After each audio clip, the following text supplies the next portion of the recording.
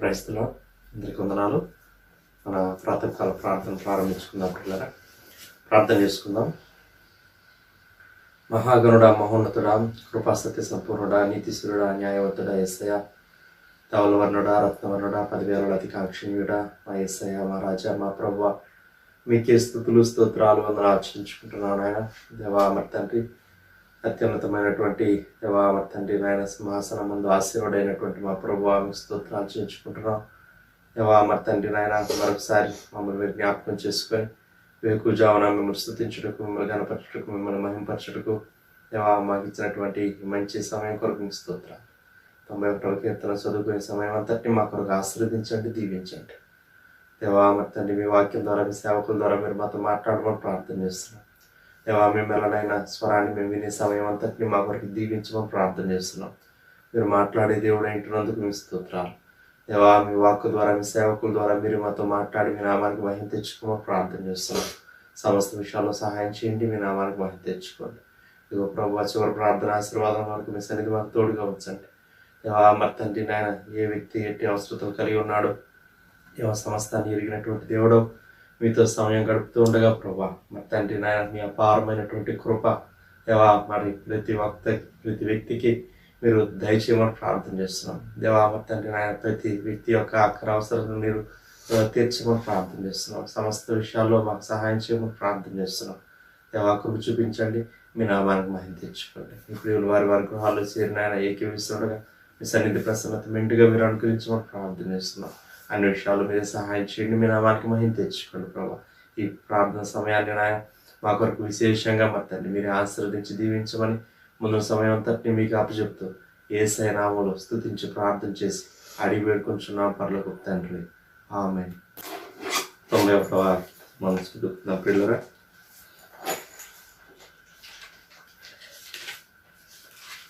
మహోన్నతుని చాటు నివసించువాడే సర్వశక్తిని నీడను విశ్రమించువాడు. మహోన్నతుని చాటు నివసించువాడే సర్వశక్తిని విశ్రమించువాడు. ఆయనే నాకు ఆశ్రయము, నా కోట, నేను నమ్ముకున్న నా దేవుడని నేను యెహోవాను గురించి చెప్తున్నాను. ఆయనే నా కోట, నా ఆశ్రయం, నేను నమ్ముకున్న నా దేవుడని యెహోవా గురించి చెప్పుచున్నాను. వేటకాని ఊరిలో నుండి ఆయన నిన్ను విడిపించును, నాశనకరమైన తెగులు రాకుండా నిన్ను రక్షించును. వేటకాని ఊరిలో నుండి ఆయన నిన్ను విడిపించును, నాశనకరమైన తెగులు రాకుండా నిన్ను రక్షించును. ఆయన తన రెక్కలతో నిన్ను కప్పును, ఆయన రెక్కల క్రింద నీకు ఆశ్రయం కలుగును.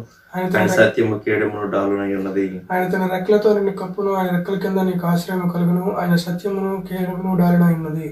రాత్రి వేళ కలుగు భయమునకైనను, పగటి వేళ ఎగురు బాణమునకైనను, రాత్రి వేళ కలుగు భయమునకైనను, పగటి వేళకు ఎగురు బాణముకైనను, చీకటిలో సంచరించే తెగులునకైనను, మధ్యాహ్నం ముందు పాడు చేయ రోగమునకైనను నీవు భయపడుకుందువు. చీకటిలో సంచరించే తెగులుకైనను, మధ్యాహ్నం ముందు పాడు చేయ రోగమునకైనా నువ్వు భయపడుకుందువు. నీ ప్రక్కన 1000 మంది పడినను, నీ కుడి పక్కన 10,000 మంది కూలినను అపాయం నీ ఎద్దుకు రాదు. నీ ప్రక్కన 1000 మంది పడినను, నీ కుడి ప్రక్కన 10,000 మంది కూలినను అపాయం నీ యొద్దకు రాదు. నీవు కనులారా చూచుండగా భక్తిహీనులకు ప్రతిఫలం కలుగును. నీవు కనులారా చూచుచుండగా భక్తిహీనులకు ప్రతిఫలము కలుగును. యెహోవా నీవే నా ఆశ్రయము అని నీవు మహోన్నతుడైన దేవుడు నీకు నివాసస్థలంగా చేసుకుని ఉన్నావు. యెహోవా నీవే నా ఆశ్రయము అని నీవు మహోన్నతుడైన దేవుడు నీకు నివాసస్థలముగా చేసుకుని ఉన్నావు. నీకు అపాయం ఏమీ రాదు, ఏ తెగులును నీ గుడారము సమీపించదు. నీకు అపాయం ఏమీ రాదు, ఏ తెగులును నీ గుడారమును సమీపించదు. నీ మార్గములన్నిటిలో నిన్ను కాపాడుటకు ఆయన నిన్ను గురించి తన దూతలకు ఆజ్ఞాపించును.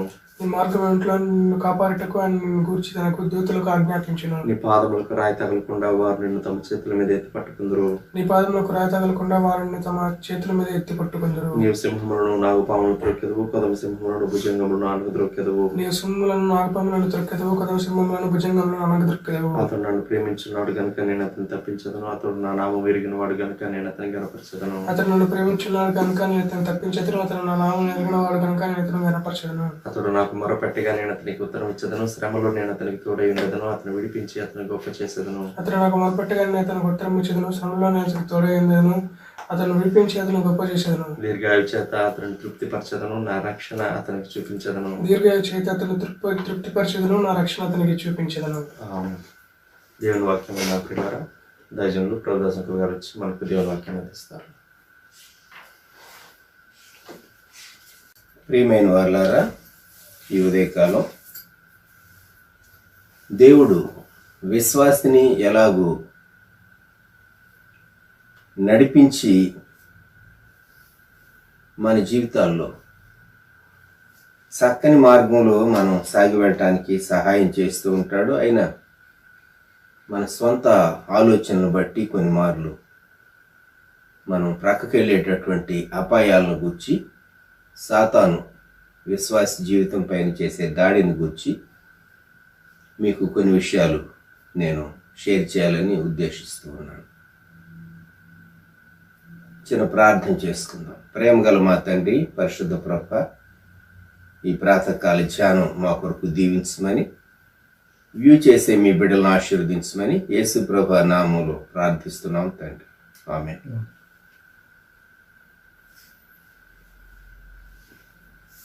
దేవుని ఆత్మ నియమింపినటువంటి సంధి చేసుకునే అపాయం విశ్వాస జీవితంలో తటస్థిస్తూ ఉంటుంది. రెండవది, నాకు ఇది మంచిది అని అనిపిస్తూ ఉంది కనుక నేను ఇది చేస్తాను అనేటటువంటి తప్పు మార్గం విశ్వాసికి నష్టాన్ని చేకూరుస్తుంది. మూడవది, కొందరు మనకు శ్రేయోభిలాషుల్లాగా ఉంటారు కానీ వారు దేవుని ఆత్మకు వ్యతిరేకమైనటువంటి సలహాలు ఇచ్చి దేవుని చిత్తం నుండి మనల్ని తప్పించాలని ప్రయత్నం చేస్తూ ఉంటారు. ఈ మూడు విషయాలు ఈ ఉదయకాలం మనం దేవుని గ్రంథంలో నుండి చూడబోతూ ఉన్నాం. యెహోషువ గ్రంథం 9వ అధ్యాయం 1వ వచనం నుండి కొన్ని వచనాలు చదువుతాను. Book of Jashuva chapter 9. యెహోషువ 1వ వచనం నుండి. యొర్దాను అద్దరనున్న మన్యములోను లోయలోను లెబానోను ఎదుటి మహాసముద్ర తీరమందంతటను ఉన్న హిత్తీయులు, అమోరీయులు, కనానీయులు, పెరిజ్జీయులు, హివ్వీయులు, యెబూసీయులు అను వారి రాజులందరూ జరిగిన దాన్ని విన్నప్పుడు వారు యెహోషువతోనూ ఇశ్రాయేలీయులతోనూ యుద్ధం చేయటకు కూడి వచ్చారు. యెహోషువ యెరికోకును హాయికిని చేసిన దాన్ని గిబియోను నివాసులు విన్నప్పుడు వారు కపటోపాయం చేసి రాయబారులమని వేషం వేసుకుని బయలుదేరి తమ గాడిదలకు పాత గోనెలు కట్టి పాతగిలి చినిగి కుట్టబడి ఉన్న ద్రాక్షారస సిద్దెలు తీసుకుని పాతగిలి మాసికలు వేయబడిన చెప్పులు పాదములకు తొడుక్కొని పాత బట్టలు కట్టుకుని వచ్చారు. వారు ఆహారముగా తెచ్చుకున్న భక్ష్యములన్నీ ఎండిన ముక్కలుగా ఉండెను. వారు గిల్గాల్ నందలి పాళెములోనున్న యెహోషువ యొద్దకు వచ్చి, మేము దూరదేశము నుండి వచ్చిన వారము, మాతో ఒక నిబంధన చేయడానికి అతనితోనూ ఇశ్రాయేలీయులతోనూ చెప్పగా, ఇశ్రాయేలీయులు, మీరు మా మధ్య నివసించుతున్న వారేమో, మేము మీతో ఎలాగ నిబంధన చేయగలమని ఆ హివ్వీయులతో అంటారు. వారు, మేము నీ దాసులమని యెహోషువతో చెప్పినప్పుడు యెహోషువ, మీరు ఎవరు, ఎక్కడి నుండి వచ్చితిరి అని వారిని అడుగ్గా వారు, నీ దేవుడైన యెహోవా నామమును బట్టి నీ దాసులమైన మేము బహు దూరము నుండి వచ్చితిమి. ఏలయనగా ఆయన కీర్తిని, ఆయన ఐగుప్తులో చేసిన సమస్తమును, యొర్దానుకు అద్దరినున్న హెష్బోన్ రాజు అయిన సీహోను, అష్టారోతులో ఉన్న బాషాన్ రాజు అయిన ఓగు అను అమోరీయుల ఇద్దరు రాజులకు ఆయన చేసినదంతయు వింటిమి. 11వ వచనం. అప్పుడు మా పెద్దలను మా దేశ నివాసులందరూ మాతో, మీరు ప్రయాణం కొరకు ఆహారము చేత పట్టుకుని వారిని ఎదుర్కొని పోయి వారితో, మేము మీ దాసులం గనుక మాతో నిబంధన చేయుడి అని చెప్పుడి అనిరి. నిబంధన చేయండి, ఒప్పందం చేయండి.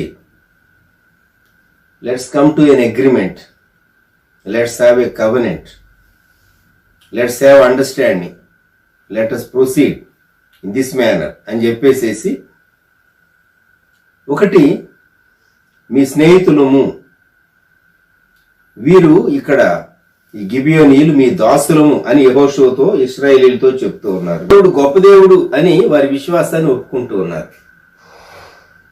సాతాను విశ్వాసిని ఎలాగూ మోసపరుస్తాడంటే, నీవు మంచి విశ్వాసివి, నీవు చక్కగా నడుచుకుంటున్నావు, దేవుడు నీకు తోడై ఉన్నాడు.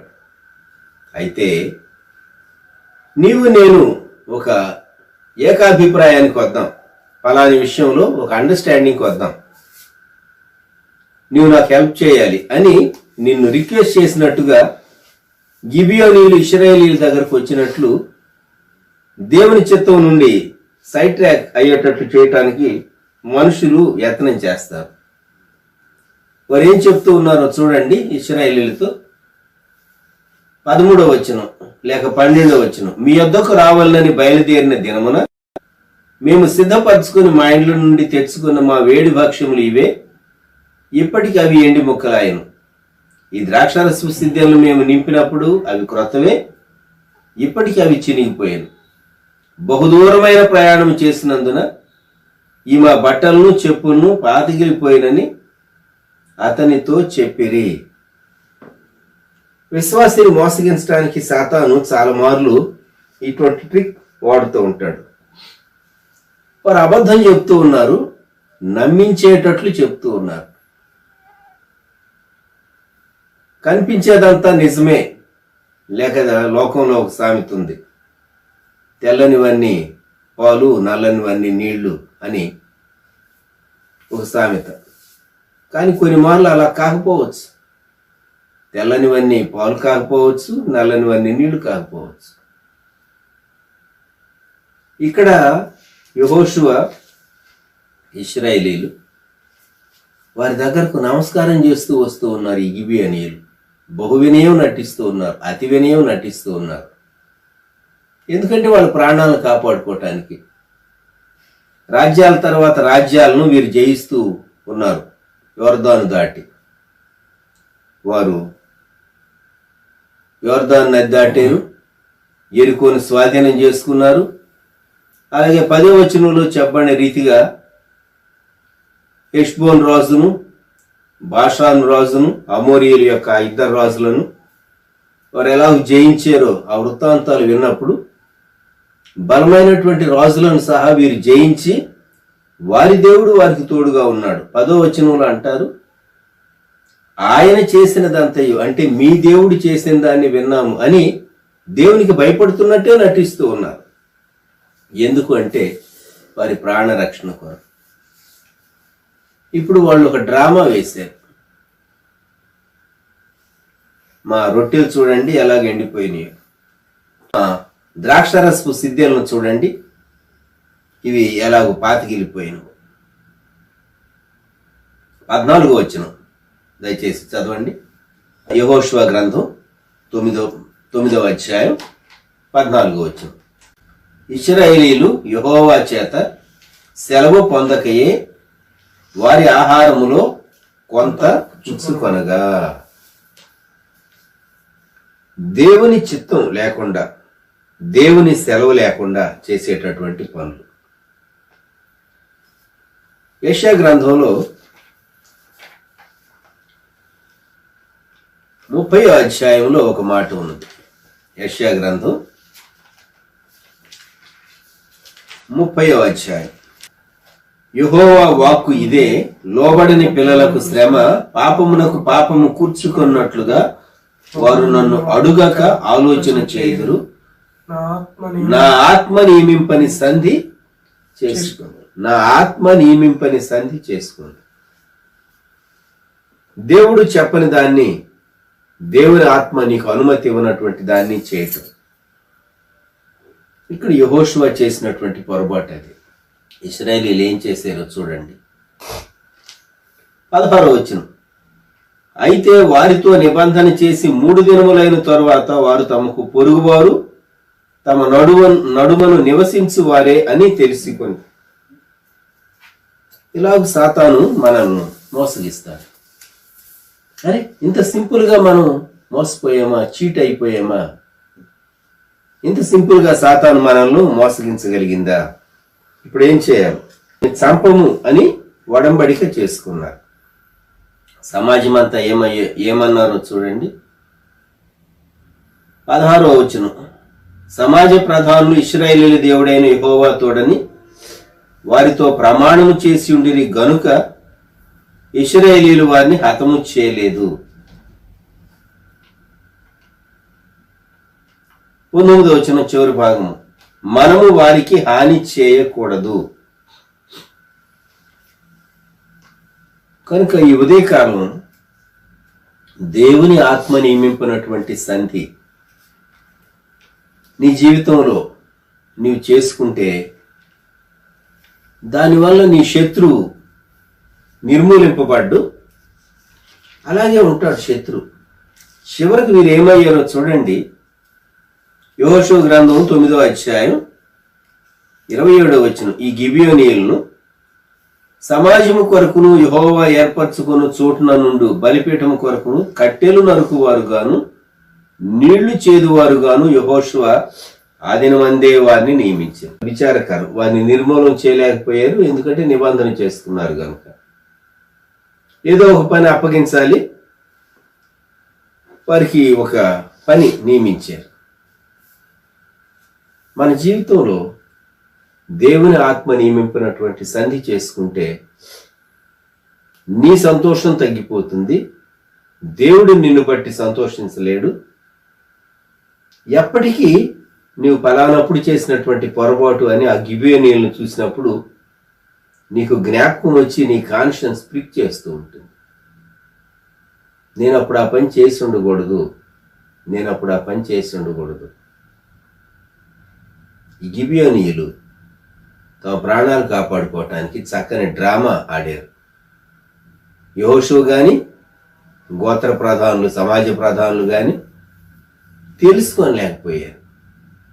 నేను దేవుని యొద్ద విచారణ చేస్తాం, ఆ తర్వాత మీతో చెప్తాం అని అనకుండా వారు చెప్పిందంతా వారి భయం, వారి నటన, వారు వినయంగా వీరి పట్ల ప్రవర్తించడం, వారి నమస్కారాలు, వారి మాటలు, దేవుని గురించి వారు చాలా భయపడినట్టుగా వారు మాట్లాడిన విషయాలు విని వారు చాలా దూరం దేశం నుండి వచ్చారని నమ్మారు. అక్కడ మోసపోయారు. సాతాను చాలా సింపుల్గా విశ్వాసిని తప్పు చేయించగలడు. చాలా సింపుల్గా విశ్వాసిని తప్పు చేయిస్తాడు.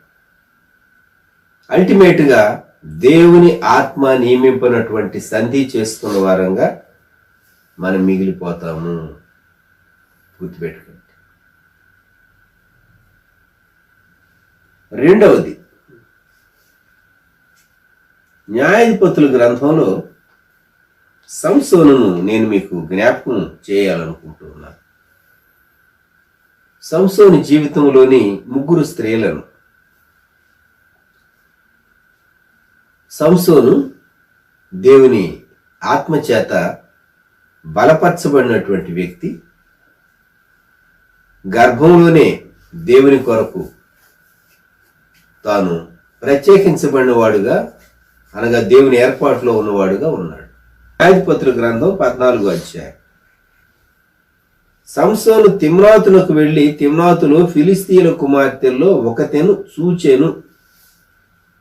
ఈ చూచెను అనే మాట జ్ఞాపకం పెట్టుకోండి. ఎన్నో చూస్తూ ఉన్నాం, ఎంతో చూస్తూ ఉన్నాం. దేవుడు మనకిచ్చినటువంటి కన్నులతో మనం చూచేటటువంటి విషయాలు మన మనసును ప్రభావితం చేస్తూ ఉన్నాయి, మన జీవితాన్ని పరిపాలిస్తూ ఉన్నాయి, మన ఆలోచన విధానాన్ని రెగ్యులేట్ చేస్తూ ఉన్నాయి, మనం చేసేటటువంటి పని చేసేటటువంటి పద్ధతిని అవే నిర్దేశిస్తూ ఉన్నాయి. తాను చూచాడట, చక్కగా పద్ధతిగా తల్లిదండ్రుల దగ్గరకు వచ్చాడు. నేను పెళ్లి చేసుకుంటాను అంటున్నాడు. 2వ వచనంలో, మీరు ఆమెను నాకు ఇచ్చి పెళ్లి చేయవలనని తన తల్లిదండ్రులతో అనగా, ఈయన వెళ్ళి తనంతట తాను పెళ్లి చేసుకోవటం కాదు, కానీ తల్లిదండ్రులు పెళ్లి చేయాలని తల్లిదండ్రులు ఆర్గ్యూ చేశారు. 3వ వచనం, వారు నీ స్వజనుల కుమార్తెలలోనే గాని నా జనుల్లోనే గాని స్త్రీ లేదనుకొని సున్నతి పొందని ఫిలిస్తీన్లో నుండి కన్యను తెచ్చుకున్నట్టుకు వెళుచున్నావా అని అతని అడిగారు. సంసోను ఆమెను చూచాడు. 3వ వచనం, అందుకు సంసోను ఆమె నాకు ఇష్టమైనది గనుక ఆమె నా కొరకు తెప్పించమని తన తండ్రితో చెప్పాను. తల్లిదండ్రులకు గౌరవం ఇచ్చినట్టే కనబడుతుంది, అయితే తన ఇష్టమే చేసుకుంటున్నాడు. వ్యక్తికి మనస్సు అనేది ఉంటుంది, మనసుకు ఇష్టము అయిష్టము అనేవి ఉంటాయి.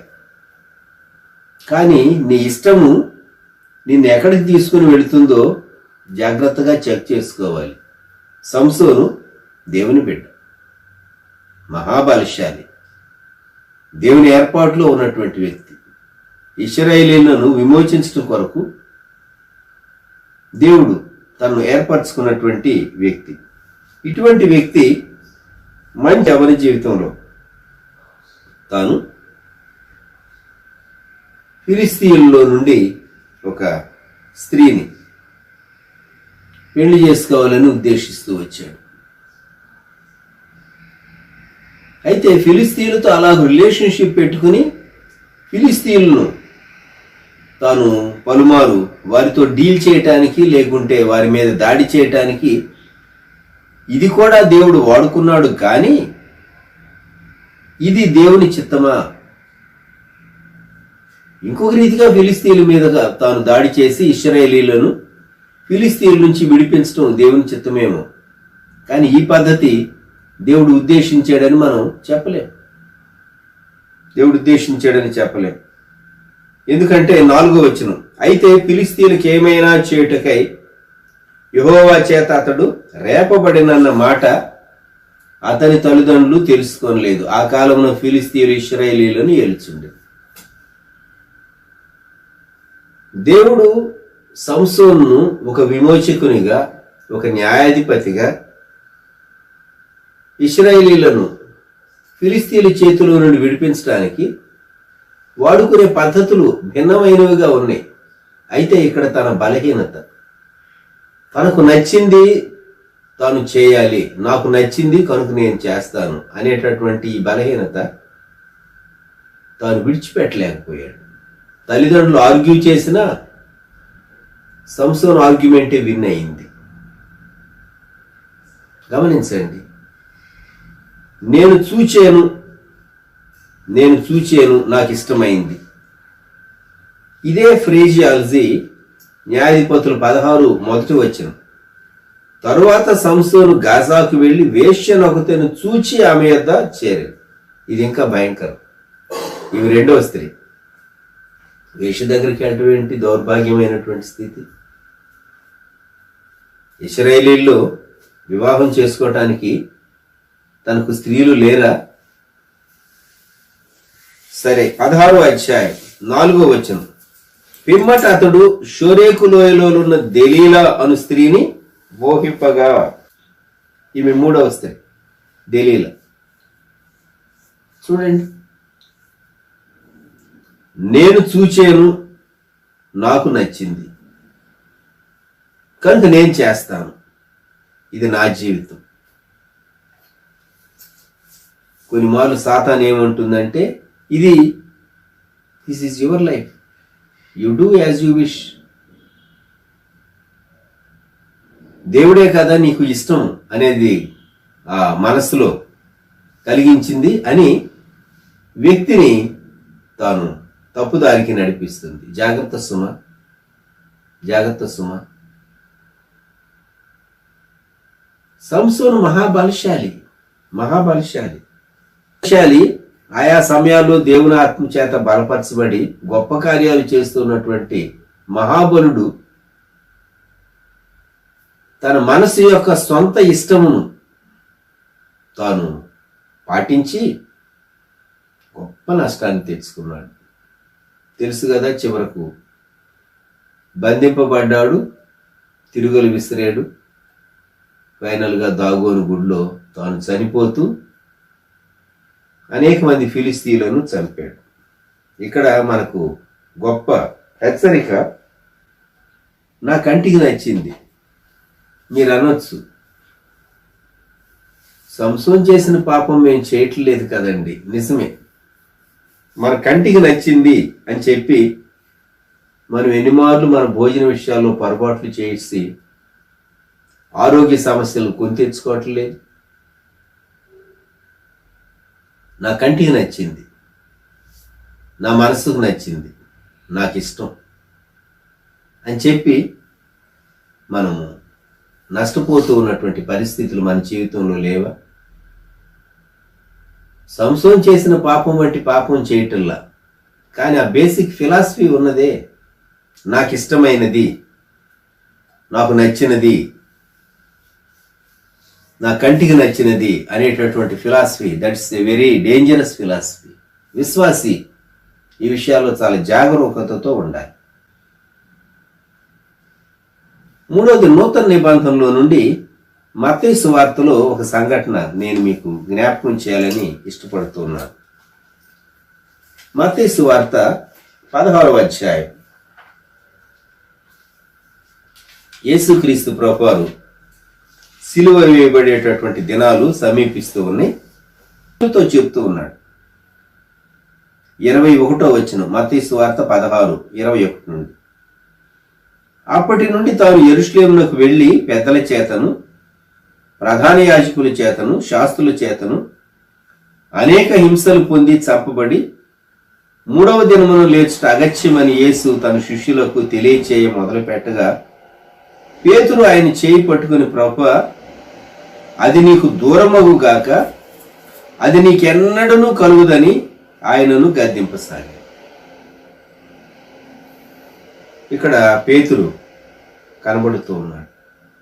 యేసుక్రీస్తు ప్రభు యొక్క శిష్యుడు, యేసుక్రీస్తు ప్రభు సన్నిహితుడు, 3.5 సంవత్సరాలు ఇంచుమించు ప్రభుతో తాను శిష్యుడుగా ప్రభుతో తిరుగుతూ ఉన్నాడు. వయసును బట్టి కొంచెం పెద్దవాడు కనుక మిగిలినటువంటి వారందరికంటే లీడర్షిప్ తాను తీసుకుంటూ ఉన్నటువంటి వ్యక్తి. పేతురు ఆయన చేయి పట్టుకొని, 22వ వచనం, మత్తయి 16:22, ఆయన చేయి పట్టుకొని. ఇది కొంచెం సాహసమే. యేసు ప్రభు చేయి పట్టుకుని ఒక మాట చెప్పటం. ఏమన్నాడు? ప్రభువా, అది నీకు దూరమగ్గాక, అది నీకెన్నడూ కలుగుదని ఆయనను గద్దింపసాగాను. యేసు ప్రభుని గద్దించేవాడండి పేతురు. యేసు ప్రభు సలహా చెప్పేటంతటి వాళ్ళమా మనం? ఆ సమయంలో పేతురు యొక్క మనసు పేతురు స్వాధీనములో లేదు. అది అక్కడ విషయం. పేతురు మనసు ఇంకెవరి స్వాధీనంలోనో ఉన్నది. అందుకే 23వ వచనం, అయితే ఆయన పేతురు వైపు తిరిగి, సాతానా, నా వెనుకకు పొమ్ము, నీవు నాకు అభ్యంతర కారణమై ఉన్నావు. నీవు మనుషుల సంగతులనే తలంచుతున్నావు గాని దేవుని సంగతులను తలంపకి ఉన్నావని పేతురుతో చెప్పాడు. కొన్ని మార్లు సాతాను విశ్వాసులు మనస్సును కొన్ని క్షణాలు అలా పట్టుకుంటాడు, గ్రిప్ చేస్తాడు. నిన్ను దేవుని చిత్తానికి వ్యతిరేకంగా మాట్లాడేటట్టు, ప్రవర్తించేటట్లు సాతాను నిన్ను ప్రేరేపిస్తాడు. పేతురు ఆ సమయంలో ఎందుకు ప్రభువుని గద్దించాడు? యేసు ప్రభువా, నువ్వు సిలువేయబడితే మా పరిస్థితి ఏంటి? మేము అన్ని విడిచిపెట్టి వచ్చాము, అందరినీ విడిచిపెట్టి వచ్చాము, మేము నిన్ను నమ్మి వచ్చాము, మా ఫ్యూచర్ ఏమవుతుంది అనేటటువంటి తలంపు ఆయనకు వచ్చినట్టున్నది. అందుకే ప్రభువా, అది నీకు దూరము గాక అంటూ ఉన్నాడు. అది నీకు సంభవింపకపోవును గాక అని ఇంకా చెప్పాలంటే గద్దిస్తూ ఉన్నాడట. యేసు ప్రభు ఎప్పుడన్నా వీరికి అర్థం కాని విషయాలు అడిగితే తర్వాత వారికి విశదపరిచేవాడు. కొన్ని ఉపమానాలు గురించినటువంటి విషయాలు ఆయన వివరంగా చెప్పేవాడు. ఎందుకు పేతురు త్వరపడ్డాడు? ఎందుకు పేతురు చేయి పట్టుకున్నాడు? ఎందుకు పేతురు మాట్లాడాడు? ఎందుకు గద్దించవలసి వచ్చింది ప్రభువును? ఎంత తెలివి తక్కువతనం అండి! సాతాను యొక్క వశములోనికి తాను వెళ్ళిపోయాడు.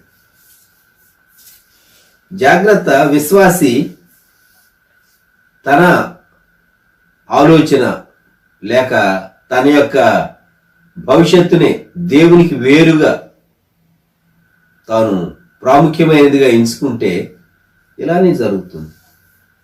దేవా, నీ చిత్తం, నేను నీ బిడ్డను అనేటటువంటి మాట కాకుండా, అమ్మో ఇలా జరగాలి, ఇలా జరగకుంటే ఎలాగూ అనేటటువంటి ఆందోళన. యేసు ప్రభు చనిపోతే మా పరిస్థితి ఏంటి? మా పరిస్థితి ఏంటి? ఊహించుకుంటేనే భయం వేసింది కాబోలు. ప్రభు, అది నీకు దూరం అగ్గాక. ప్రభు, అది నీకు, ఇంకా దానిలో అర్థం ఏంటంటే అది మాకును దూరం అగ్గాక. ఎందుకంటే గురువు, బోధకుడు, లీడర్, ఆయన్నే సిలువేస్తే వీళ్ళని విడిచిపెడతారా యూదా మతాధికారులు, నాయకులు? కాబట్టి అంటూ ఉన్నాడు, అది నీకు దూరం అగ్గాక, విత్ ఇన్ బ్రాకెట్స్, అది మాకును దూరం అగ్గాక. నీ ఆలోచన విధానం అలాగున్నదా? సాతాను యేసుక్రీస్తు ప్రభువుకు సన్నిహితుడైనటువంటి ఆంతరంగిక శిష్యుల్లో ముగ్గురులో ఒకడైనటువంటి పేతురును వాడి యేసుక్రీస్తు ప్రభు యొక్క మనస్సు పైన దాడి చేస్తూ ఉన్నాడు. ప్రభు అయిన యేసుక్రీస్తు వారు పరిపూర్ణమైన దేవుడు, పరిపూర్ణమైన మానవుడు. కనుక ఆయన మానవ మనస్సును బలహీనపరచడానికి పేతురు ప్రయత్నం చేస్తూ ఉన్నాడు, సాతాను ప్రయత్నం చేస్తున్నది. ఈ ఉదయకాలం సాతాను 3 విధాలుగా వ్యక్తులను బలహీనపరిచేటటువంటి వృత్తాంతాలు. మొట్టమొదటిది, దేవుని ఆత్మ నియమింపనటువంటి సంధి. యెహోషువ సమాజ ప్రధానులు గిబియోనీయులతో చేసుకున్నట్లు దేవుని ఆత్మ నియమింపనటువంటి సంధి యెషయా గ్రంథంలో మనం చూచాం. వారు నా ఆత్మ నియమింపని సంధి చేసుకుంటారు. 30వ అధ్యాయం 1వ వచనం. దేవుని ఆత్మ నియమింపని సంధి చేసుకునే అపాయంలో నీవు ఉన్నావేమో. రెండవది, నా కంటికి నచ్చినది కనుక నేను చేస్తాను అనేటటువంటి శాంసన్స్ ఫిలాసఫీ. ఇందులో తప్పేమున్నది? అందరూ చేస్తూ ఉన్నారు, లోకంలో అనేక మంది చేస్తూ ఉన్నారు, నేను ఎందుకు చేయకూడదు అనేటటువంటి ఫిలాసఫీ. మూడవది, సాతాను బయట వారి నుండి కాకుండా సన్నిహితుల నుండే నిన్ను దేవుని చిత్తం నుండి తప్పించడానికి పేతురు యేసుక్రీస్తు ప్రభువును గద్దించి అది నీకు దూరమోగాక అని చెప్పాడే. అటువంటి శాటనిక్ ట్రిక్స్ నుంచి ప్రభు మనల్ని తప్పించాలి అని కోరుకున్నాం, ప్రార్థన చేసుకున్నాం. నాతో ఏకీభవించండి. ప్రియ ప్రభా, ఈ ప్రాతకాల సమయంలో సాతాను మా మీద ఎన్నో తంత్రాలు వాడతాడని మేము ఎరిగినటువంటి వారంగా మీ దగ్గరకు వస్తూ మీ పాదాలను మేము ఆశ్రయిస్తూ ఉన్నాం. జ్ఞానం లేనటువంటి వారం పలుమార్లు మీ ఆత్మ నియమింపినటువంటి కార్యాలు మా జీవితంలో చోటు చేసుకుని నష్టపోయిన వారం, నష్టపోతూ ఉన్నటువంటి వారం. దేవా, ఈ పరిస్థితుల్లో నుండి మమ్మల్ని మీరు తప్పించవల్లని ప్రార్థన చేస్తున్నాం. ప్రియ ప్రభా, కృప చూపించండి. కొన్ని మార్లు మా ఆత్మీయ జీవిత సంవత్సరాలను బట్టి, మా ఆత్మీయతను బట్టి మేము సరైన రీతిగానే నిర్ణయం చేస్తున్నాం అని అనుకుని తప్పు నిర్ణయం చేసే అపాయం నుండి మమ్మల్ని తప్పించండి. యెహోవా సెలవు లేకయే అనేటటువంటి మాట, అది మేము చదివినప్పుడు ఎంతో భయపడుతూ ఉన్నాం. యెహోషువ సమాజ ప్రధానులు గిబియోనీయులతో సంధి చేసుకున్నందువలన వారిని బ్రతుకనివ్వవలసి వచ్చింది. గిబియోనీయులు మోసపూరితమైనటువంటి వేషం వేసుకుని ఆహార పదార్థాలు ఎడినివి తెచ్చి వారిని మోసపరిచారు. మమ్మల్ని లోకం మోసగించకుండా, లోకస్తుల చేతిలో మేము మోసగింపబడకుండా మాకు జ్ఞానోదయం కలుగు చేయండి. మీ ఆత్మ ఏ వైపుకు వెళ్ళాలి, ఎలా వెళ్ళాలి అని పరిశుద్ధాత్ముడు మమ్మల్ని నడిపిస్తున్నాడు. పరిశుద్ధాత్ముని యొక్క నడిపింపు మేము చెక్ చేసుకోవటానికి మాకు సహాయం దయచేయవలసిందిగా ప్రార్థన చేస్తూ ఉన్నాం. అలాగే మహాబలశాలి ఇశ్రాయేలీయుల కొరకు న్యాయాధిపతిగా దేవుడు ఏర్పరచుకున్నటువంటి సాధనం శాంసన్, తన జీవితంలో 3 స్త్రీలను మేము చూచినప్పుడు మేమెంతో విచారపడుతూ ఉన్నాం. లోకానికి సాదృశ్యంగా ఈ స్త్రీ కనబడుతూ ఉండగా లోక సంబంధమైన వాటిని ఆశించి, కోరి, చూచి, ఇష్టపడి నష్టపోయేటటువంటి అపాయం నుండి మమ్మలను తప్పించమని ప్రార్థన చేస్తున్నాం. ఆ లోకాన్ని ప్రేమించడం ద్వారా ఏ కన్నులతో చూచాడో అదే కన్నులు పెరికివేయబడినవి అనేటటువంటి మాట మేము విన్నప్పుడు మేము భయపడుతూ ఉన్నాం. దేవా, సహాయం దయచేయండి. అలాగే శత్రువు సాతాను మమ్ములను నీ మార్గము నుండి నీ చిత్తం నుండి ప్రక్కదారి పట్టించడానికి యేసుక్రీస్తు ప్రభువునే గద్దించడానికి సలహా ఇచ్చి తండ్రి చిత్తం నుండి తప్పించడానికి యత్నించినటువంటి పేతురు వలె మా జీవితాల్లో కొందరు నీ చిత్తం నుండి మమ్మలను తొలగ చేయటానికి ప్రయత్నించేవారు ఉంటారని మేము గ్రహిస్తూ ఉన్నాం. దేవా, ఆత్మలో మేము చురుకుదనం కలిగినటువంటి వారంగా సాతాను మమ్ములను ప్రక్కద్రోవ పట్టించడానికి ప్రయత్నిస్తున్నదని ఎరిగి సాతాను ఎదిరించడానికి గద్దించడానికి మాకు నేర్పించండి. యేసుక్రీస్తు ప్రభు సాతానా పొమ్ము అని గద్దించే రీతిగా మేము సాతాను ఎదిరించడానికి మాకు శక్తిని, వివేకాన్ని, సమయోచితమైనటువంటి సహాయాన్ని మీరు మాకు అనుగ్రహించండి. ఈ ప్రాతకాల సమయంలో వ్యూ చేసేటటువంటి మీ బిడ్డలు దీవించి, ఈ మాటలు మా కొరకు ఆశీర్వదించి, మా కుటుంబాల కొరకు దీవించి, సాతాను చేత దాడి చేయబడే దినాల్లో ఉన్నటువంటి మేము సాతాను యొక్క మోసము నుండి, మా మనస్సు, మా కన్నులు మమ్మల్ని మోసం చేసేటటువంటి దుస్థితి నుండి, మా సన్నిహితులు మమ్మలను సైడ్ ట్రాక్ చేయాలని యత్నించేటటువంటి ప్రయత్నాల నుండి మమ్మల్ని కాపాడుకోవటానికి కృప దయచేయమని, మన వద్దుబాటులో విత్తబడినటువంటి వాక్యము నీరు కట్టి ఫలింపు చేయమని యేసుక్రీస్తు ప్రభువారి శ్రేష్టమైన నామములో ప్రార్థిస్తూ ఉన్నాము తండ్రి. ఆమేన్. మన ప్రభు అయిన యేసుక్రీస్తు వారి కృప, దేవుని ప్రేమ, పరిశుద్ధాత్ముని అన్యోన్య సహవాసం సదాకాలం మనకు తోడై ఉండును గాక. ఆమేన్.